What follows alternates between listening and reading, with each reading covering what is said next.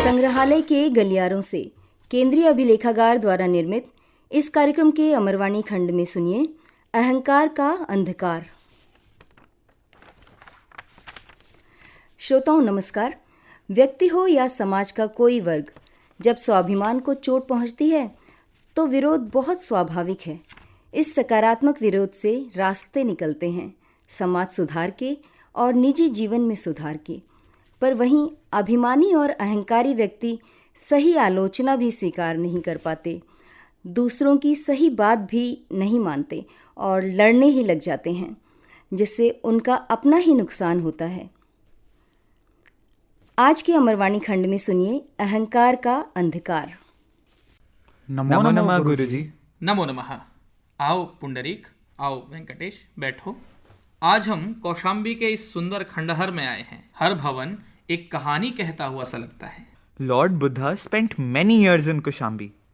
That's why so many Buddhist pilgrims are also here now. Yes, this is Buddhist pilgrimage spot also. Vishnu पुराण में वर्णन है, अधिसीम कृष्णान निचक्नुः यो गंगया पहते हस्तिनापुरे कौशाम्ब्याम निवत्स्यति। अर्थात अधिसीम श्री कृष्ण ने पांडव वंश की परंपरा को यहाँ से कौशाम्बी में स्थानांतरित कर दिया था।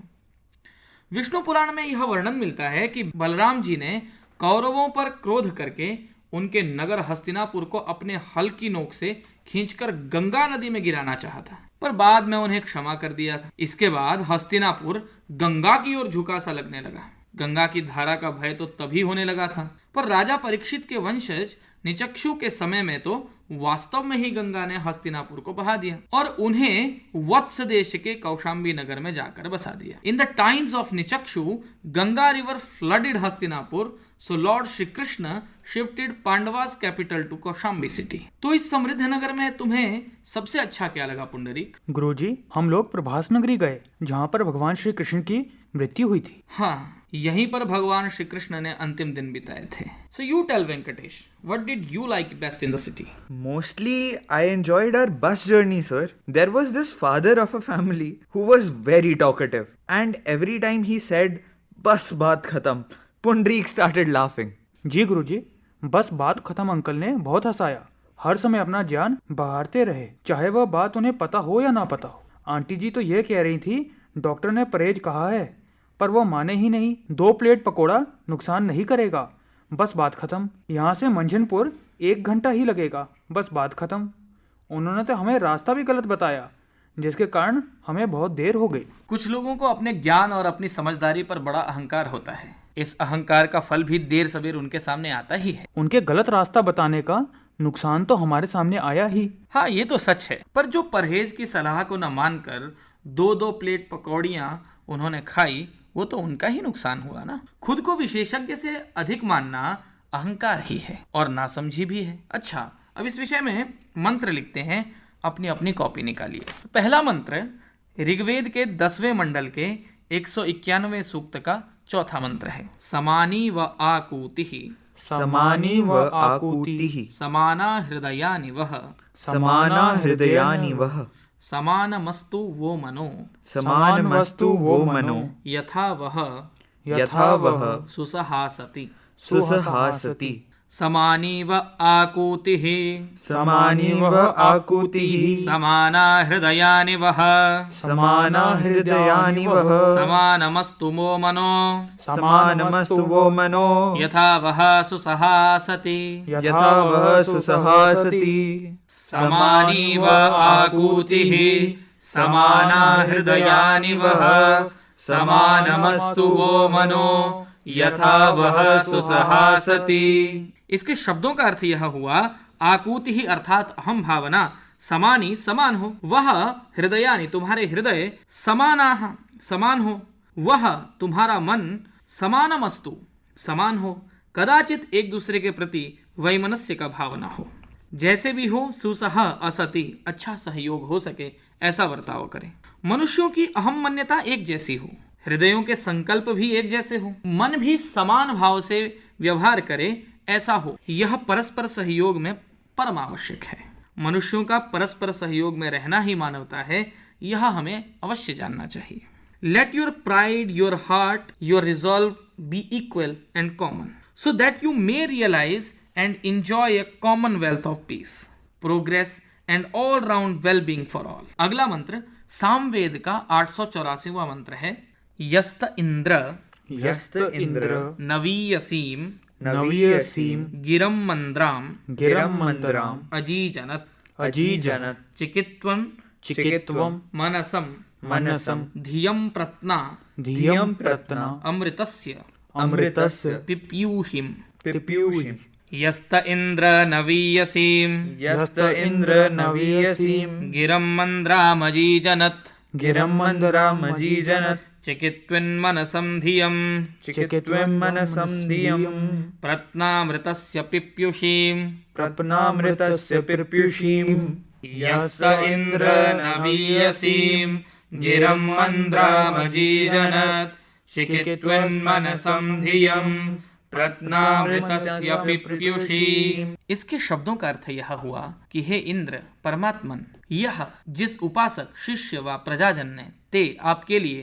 नवीयसिम अतिशय नवीन मंद्राम आनंदजनक गिरम प्रार्थना की है अजीजनत ऐसे चिकित्विन मनसम मन को जागरूक करने वाली प्रत्नाम श्रेष्ठ ऋतस्य पिप्युषिम सत्य को बढ़ाने वाली धियम ध्यान धारा व बुद्धि को अजीजनत आपके प्रति प्रेरित किया है, उसके लिए रायः श्रेष्ठ गुण श्रेष्ठ धन श्रेष्ठ विद्या श्रेष्ठ आचरण आदि ऐश्वर्य की पूर्ति कीजिए। इसका भावार्थ यह हुआ कि जो निश्चल मन समर्पण भावना और हृदय स्पर्शी शब्दों से परमात्मा आचार्य व राजा की स्तुति करता है, उसकी उत्तम गुण उत्तम धर्म उत्तम धन उत्तम विद्या इत्यादि से वे वृद्धि करते हैं।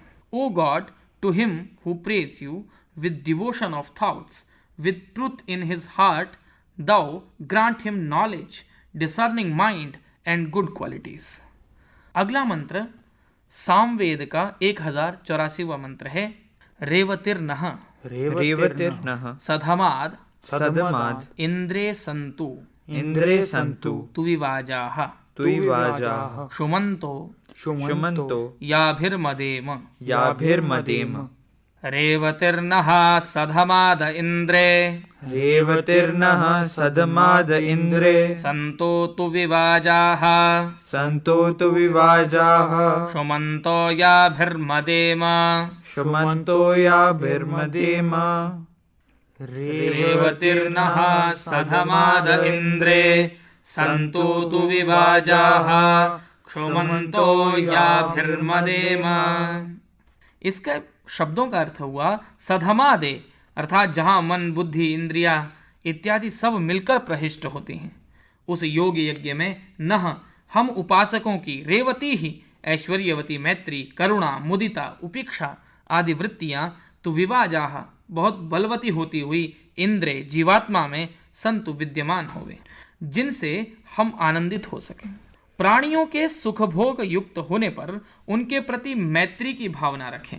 भावार्थ यह हुआ कि दुखियों के प्रति करुणा की, पुण्यात्माओं के प्रति मुदिता की और अपुण्यशीलों के प्रति उपेक्षा की भावना रखें। इस प्रकार भावना करने वालों के अंदर शुक्ल धर्म उत्पन्न हो जाता है, उससे चित्त प्रसाद युक्त होता है और प्रसन्न तथा एकाग्र होकर स्थिति पद को पा लेता है। ये चित्तवृत्तियां जब मनुष्य के आत्मा में उद्भूत होती हैं, तब चित्त प्रसाद से वह निवास युक्त और आनंदवान हो जाता है। Even when we are blessed with riches and grandeur, we should have kindness towards people less fortunate. We should praise humane efforts and ignore selfish attitude of people. This virtuous path takes us towards long-lasting happiness. So Venkatesh, has anyone looked down upon you because of their living standard? Yes, sir. There was this classmate of mine, Raj, who was always showing off his rich presents. And one day when I met him in the market, he was with his parents, who looked rich. When I called him, he refused to recognize me. This incident was an eye-opener for me. Now I don't consider him a friend. Ego and false pride are big causes for breaking so many relationships. अच्छा पुंडरीक, तुम बताओ, क्या तुम्हें कोई ऐसा मिला जो अपनी गलती ही ना मानता हो? जी गुरुजी, मेरा एक मित्र है जो कभी अपनी गलती ही नहीं मानता। एक बार तो वह 1 घंटा देर से आया और जब हम लोगों ने उसे बोला कि बाहर जाने की सारी योजना खराब हो गई तो वो हंसने लगा और बोला कि ऐसा तो चलता है। पर अब मैं उसे जान गया हूँ, हमारी तो उसे कोई परवाह ही नहीं है। ये अहंकार का ही दोष है। जो व्यक्ति अपने ज्ञान, अपनी चीजों को इतना ज्यादा ऊंचा स्थान देते हैं कि अपने कारण हुए दूसरों के नुकसान को भी गिनते नहीं हैं और मानते भी नहीं हैं, समय सबका बहुमूल्य है, स्वाभिमान सबका होता है, महत्व सबका होता है। अहंकार से बचने के लिए सभी को महत्व देना चाहिए, सभी की बातों को सुनना चाहिए और समझना चाहिए। We should respect all and be grateful for everyone's effort for us. Ultimately, untamed arrogance leads to loneliness. No friend remains and people become lonely and sad. Thank you, sir. प्रणाम गुरुजी। आयुष्मन्तौ भवतु। समानीव आकूतिः समाना हृदयानि वा समानमस्तु वो मनो यथा वस्सु सहासति। जस्त इन्द्रनो वीयसिंगिरां मन्दरामजीजनतो चिकितवन्मनो सन्धियं प्रतनामृतस्यो पिप्युषीम् रेवती न सधो मादैन्द्रे सन्तु तुविवाजाः क्षुमन्तो याभिर्मदेमो। कार्यक्रम के अमरवाणी खंड में अभी आपने सुना अहंकार का अंधकार। लेखिका हैं रागिनी कुमारी, शिक्षक हैं निक्षित शास्त्री, विद्यार्थी हैं गुंतेज सिंह आनंद और सहज खट्टर, कंपेयर थी अंजू पांडे, निर्मात्री रंगोली श्रीवास्तव, कार्यक्रम सहायक थे जतिन मीणा। हमारे कार्यक्रम प्रसार भारती आर्काइव्स के YouTube चैनल पर उपलब्ध हैं। आप अपने सुझाव हमें भेज सकते हैं। हमारा ईमेल आईडी है archives@prasarbharati.gov.in।